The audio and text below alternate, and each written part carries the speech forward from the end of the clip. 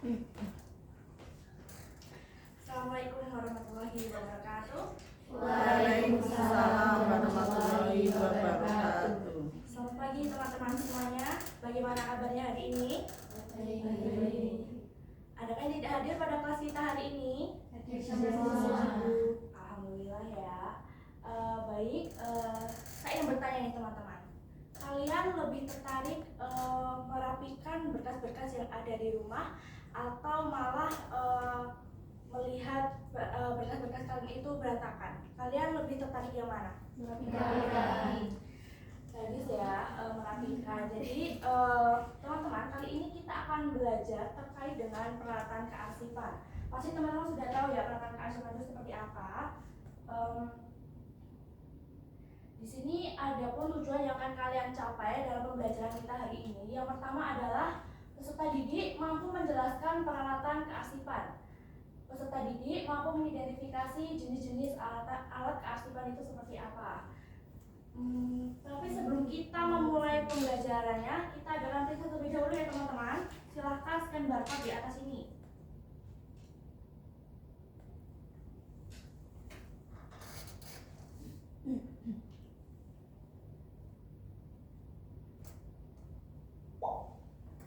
Oke, sudah ada Mas Yusuf.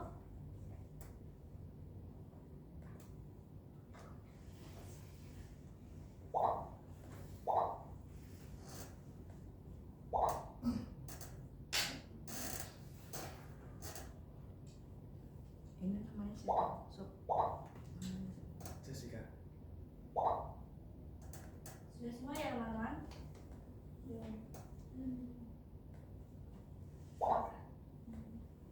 Apakah terkendala?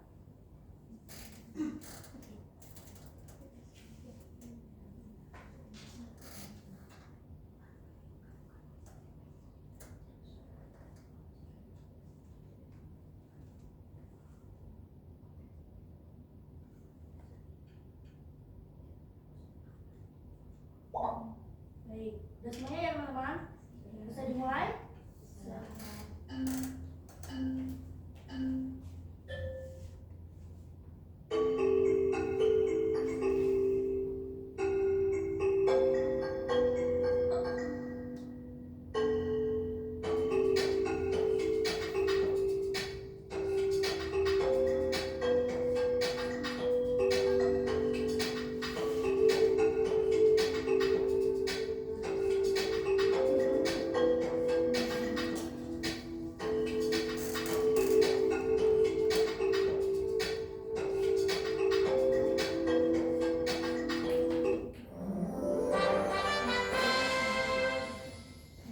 Hasilnya ya teman-teman ya.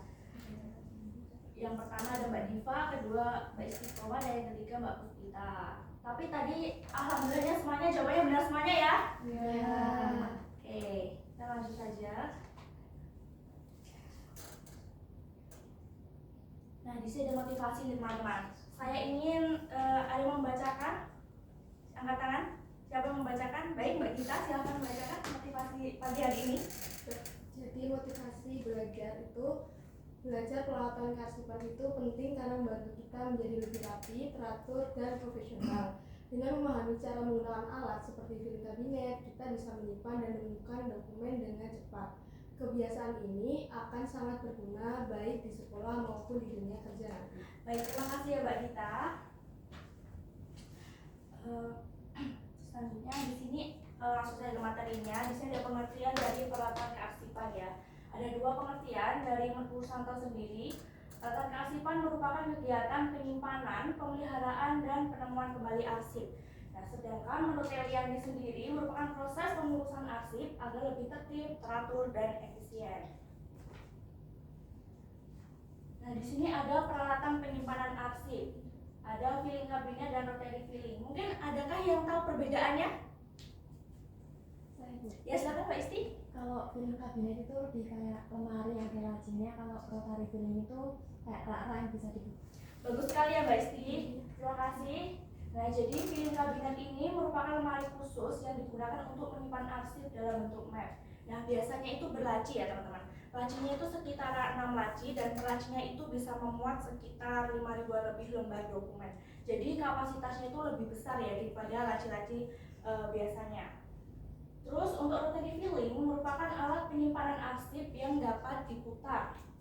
Nah, alat ini sangat efektif untuk menghemat ruang dan mempercepat akses arsip, terutama untuk arsip yang sering digunakan. Nah, selanjutnya ada lemari arsip, dana arsip. Mungkin ada yang tahu perbedaannya?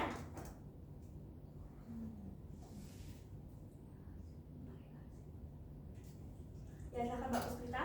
Kalau lemari arsip itu bentuknya tertutup, jadi bentuk lemari arsip itu terbuka. Ya, bagus ya Mbak Puspita, benar sekali. Lemari arsip ini adalah tempat penyimpanan dokumen yang tertutup. Tentunya pasti akan melindungi dokumen-dokumen atau berkas kalian itu dari debu, air, atau kerusakan lainnya. Nah, sedangkan arsip ini justru berbanding terbalik dengan lemari arsip ya. Kalau arsip itu tempatnya penyimpanannya terbuka dan tentunya resiko kerusakannya juga lumayan tinggi karena bisa jadi berkas-berkas kalian itu terkena debu, air, atau kerusakan-kerusakan lainnya. Seperti itu. Nah, selanjutnya di sini ada peralatan penyimpanan dokumen. Ada map cell header, map folio, ordner, dan map folder. Pasti teman-teman sudah tahu semuanya ya ini ya. Map cell header kan di presensi teman-teman tadi ya. Nah, map folio kalau ketika kalian memasukkan surat ke prodi seperti itu. Kalau ordner ini juga termasuk map ya, tapi map besar.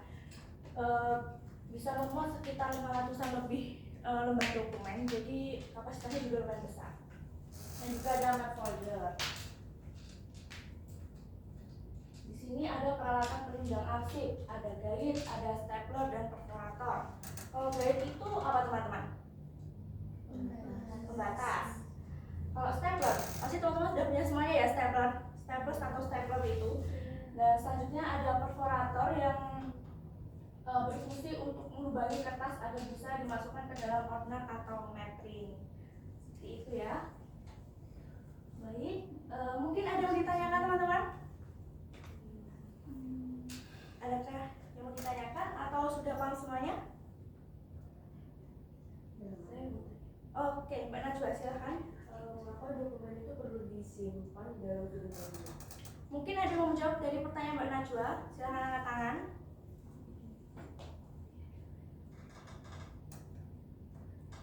Bisa diulang lagi Mbak, tadi pertanyaan bagaimana? Mengapa dokumen perlu disimpan di dalam film kabinet? Ya, mengapa dokumen perlu disimpan dalam filing kabinet?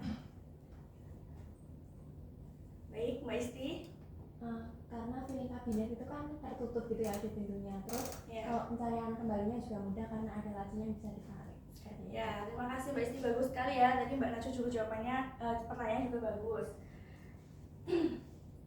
Lanjut, nah di sini ada soalnya teman-teman. Bayangkan kalian jadi admin di perusahaan besar. Pak Bos meminta surat kontrak masuk bulan lalu di antara ribuan surat. Alat apa yang paling membantu kalian biar tidak perlu bongkar semua isi laci? Tadi kan udah disinggung tadi materinya ada. Ayo silakan, siapa yang menjawab? Angkat tangannya.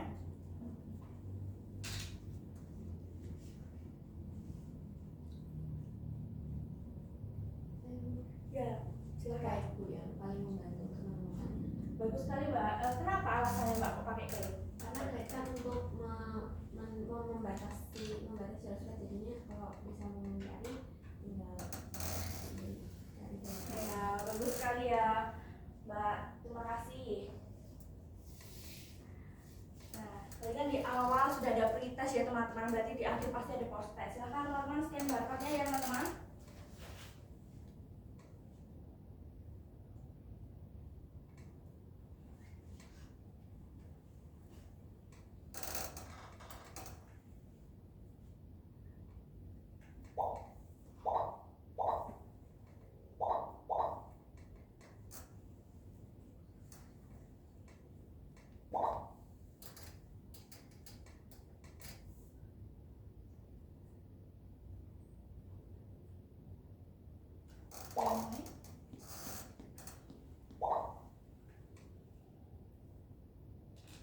Sudah semuanya?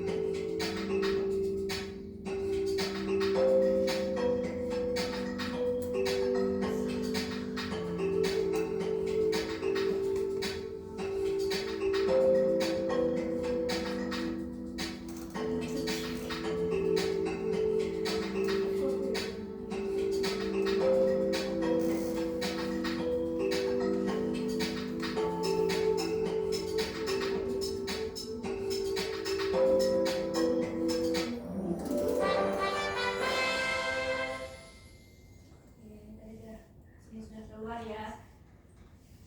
Tadi ada yang salah ya teman-teman, tidak apa-apa ya. Nanti teman-teman bisa mencari materi lagi di internet. Tidak apa-apa.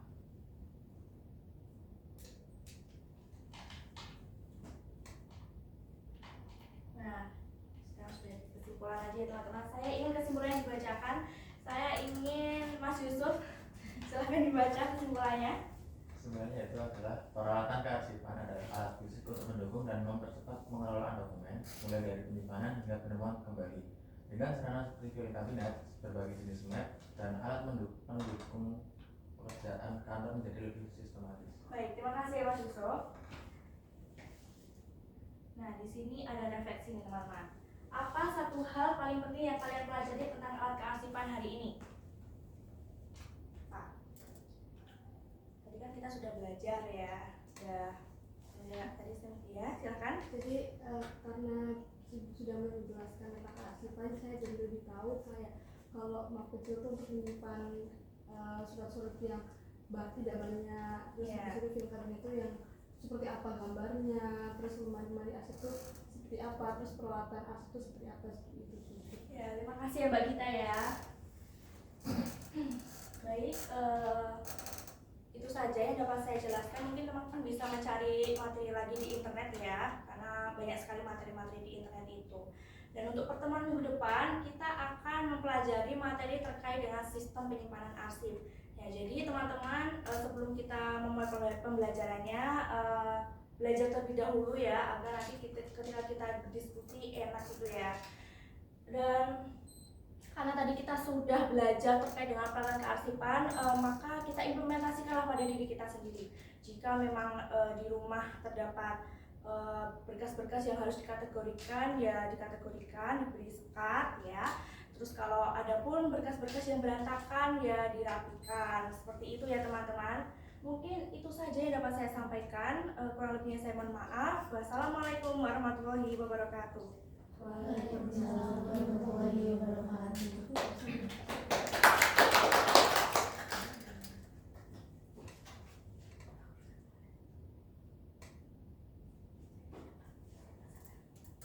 Saya terakhir aja ya, biar waktunya lebih efisien. Saya memberikan komentar nanti di terakhir. Yusuf yang maju.